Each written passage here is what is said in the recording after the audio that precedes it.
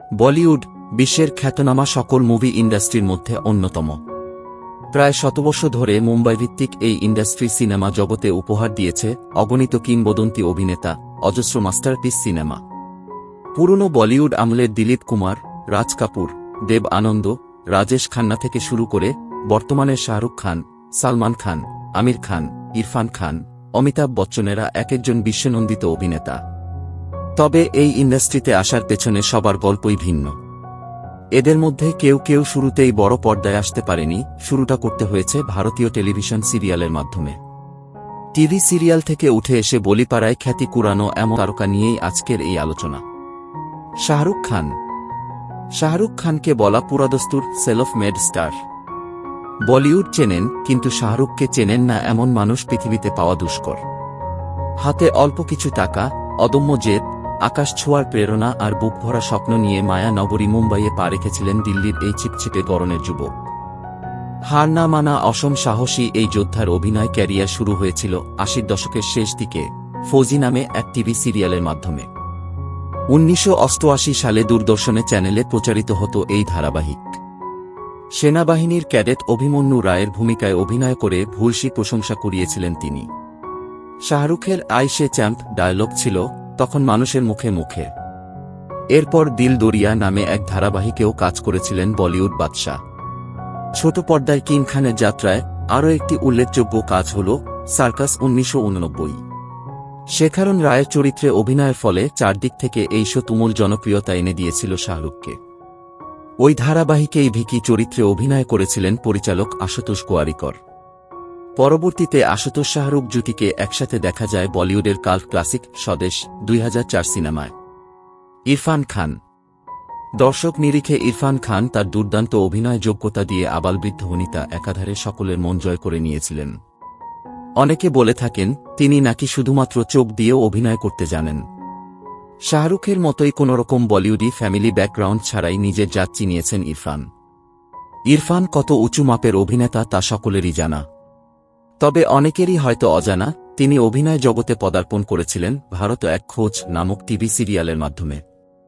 ৯০-এর দশকে জি টিভিতে বানিগি আপনি বাত নামে এক টিভি ধারাবাহিক সম্প্রচার করা হতো। ওখানে মধ্যবয়স্ক এক পিতার চরিত্রে দেখা যায় ইরফানকে।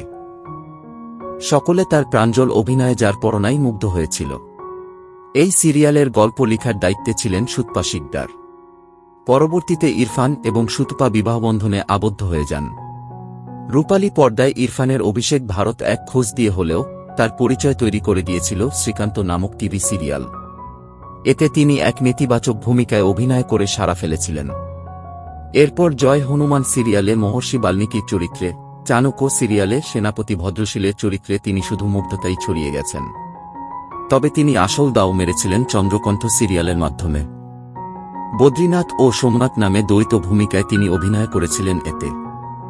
এই সিরিয়ালই বলিউডে পা রাখতে তার জীবনে আশীর্বাদ হয়ে এসেছিল। সুশান্ত সিং রাজপুত। খুব কম সময়ে সকলের মনে জায়গা করে নেওয়া এক অভিনেতা হলেন সুশান্ত সিং রাজপুত। তাকে দেওয়া প্রত্যেকটা চরিত্রের সাথেই তিনি সুবিচার করেছেন। উদাহরণ হিসেবে মহেন্দ্র সিং ধোনির বায়োগ্রাফিক্যাল সিনেমার কথাই টানা যায়।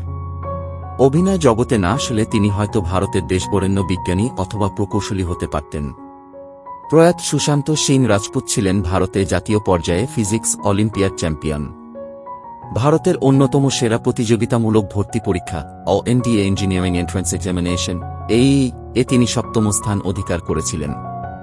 তবে প্রকৌশলী হবার বদলে তিনি অভিনয় জগৎকে বেছে নিয়েছিলেন। সুশান্ত অবশ্য সিনেমায় আসার আগে জনপ্রিয়তা পেয়েছিলেন টিভি সিরিয়ালের বদৌলতে। এর মধ্যে সুপারহিট পবিত্র রিশতা সিরিয়ালের কথা না বললেই নয়। সবাই তার মেধা সম্পর্কে ধারণা পায় তখনই। ওই সময় ভারতের ঘরে ঘরে এক পরিচিত মুখ ছিল সুশান্ত। এই শোতে তার বিপরীতে ছিলেন অভিনেত্রী অঙ্কিতা লোখান্ডে। বাস্তবে তারা বহু বছর প্রেমও করেছেন। স্টার প্লাসের কিস দেশ ম্যায় হে মেরা দিল ২০০৮ ধারাবাহিকের মাধ্যমে ছোট পর্দায় অভিষেক ঘটে তার। এরপর তাকে দেখা যায় কয়েকটি রিয়েলিটি শোতে। একসময় বলিউড থেকে ডাক আসতে থাকে তার। খুবই অল্প সময়ের মাঝে MS Dhoni, the untold story, কাইলপোচে, কেলরানান, চিছরে, রাওতা, পিকে সিনেমায় অভিনয় করে দর্শকের মনে স্থান পাকাপোক্ত করে নেন তিনি। রণিত রয়। রনিত রায়কে রনিত নামের বদলে অধিকাংশ মানুষই বোধহয় আদালত সিরিয়ালের কেডি পাঠক হিসেবেই চিনে। এই চরিত্রের সাথে তিনি নিজেকে এমনভাবে মিশিয়ে দিয়েছিলেন যেন চরিত্রটি শুধু তার জন্যই।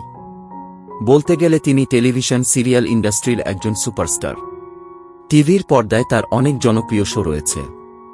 প্রত্যেক শোতে তিনি আলাদা আলাদা অবতারে নিজেকে সামনে এনেছেন। এর মধ্যে আদালতের পাশাপাশি উল্লেখযোগ্য হল ইতনা কারণা মুঝে পেয়ার, স্বর্ণভর, বন্দিনী, কাসামসে ইত্যাদি।